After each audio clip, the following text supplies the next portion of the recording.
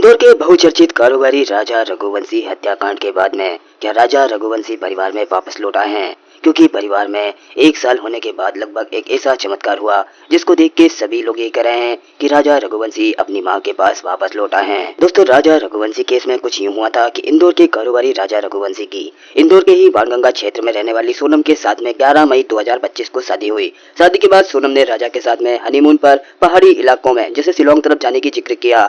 दोस्तों, राजा को लेके सोनम जब शिलोंग गई तो हनीमून पे वहां पहुंचा ये कपल महज अकेले नहीं था। सोनम अपने साथ में लेके गई थी 3 ऐसे बदमाश जो राजा को मौत के घाट उतारने की प्लानिंग में शामिल थे। शादी के महज 12 दिन बाद ही सोनम रघुवंशी ने अपने पति राजा रघुवंशी को अपने कथित दोस्तों के साथ में मिलकर इस दुनिया से जुदा कर दिया। और दोस्तों, शिलोंग की पहाड़ियों से राजा को मारने के बाद उसके शव को फेंक दिया गया।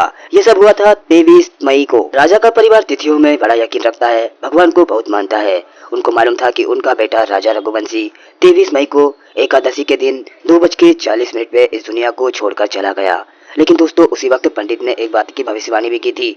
जो पंडित राजा रघुवंशी के घर से जुड़े हुए थे, उन्होंने राजा के परिवार को बताया था कि राजा अकाल मृत्यु मरा है, उसकी मौत नहीं आई थी बल्कि उसको बुरे लोगों ने मार दिया, इसलिए राजा रघुवंशी का वापस आना संभव है। हालांकि साइंस वापस रीबर्थ को नहीं मानता है, लेकिन दोस्तों, राजा रघुवंशी के परिवार में ये चमत्कार हो गया है। राजा रघुवंशी केस की डेट की हिसाब से टाइमलाइन को देख लेते हैं। 11 मई 2025 को राजा की शादी हुई। 24 मई को राजा के साथ में संपर्क टूट गया।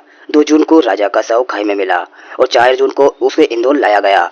8 जून को सोनम रघुवंशी उत्तर प्रदेश के गाजीपुर इलाके में मिली। उसके बाद पुलिस ने इसको गिरफ्तार कर लिया।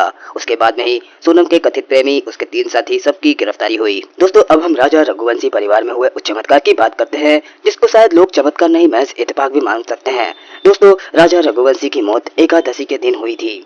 अब एकादशी के दिन ही लगभग साल होने के बाद, उसी वक्त जिस वक्त राजा की मौत हुई थी, उन्हीं दिनों के आसपास मार्च 2026 एकादशी के महीने में दोस्तों, राजा के बड़े भाई सचिन रघुवंशी के घर एक पुत्र का जन्म हुआ और संयोग से राजा की मौत भी एकादशी के दिन ही हुई थी। पुत्र के जन्म का जो टाइम हुआ, हूबहू वही टाइम राजा रघुवंशी की मौत का भी था। 2:40 दोपहर के।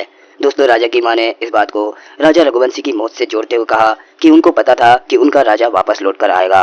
साथ में उन्होंने कहा कि ये बिल्कुल राजा की तरह ही लगता है। राजा राजा बोलने पर ये बच्चा रिएक्ट करता है।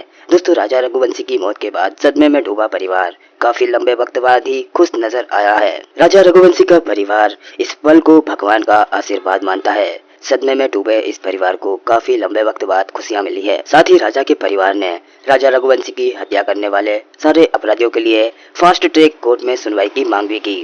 राजा रघुवंशी के परिवार में आई इन खुशियों के पल में राजा के बड़े भाई सचिन को हुए पुत्र का नाम राजा ही रखा गया है। दोस्तों, वीडियो पसंद आए तो लाइक जरूर करें।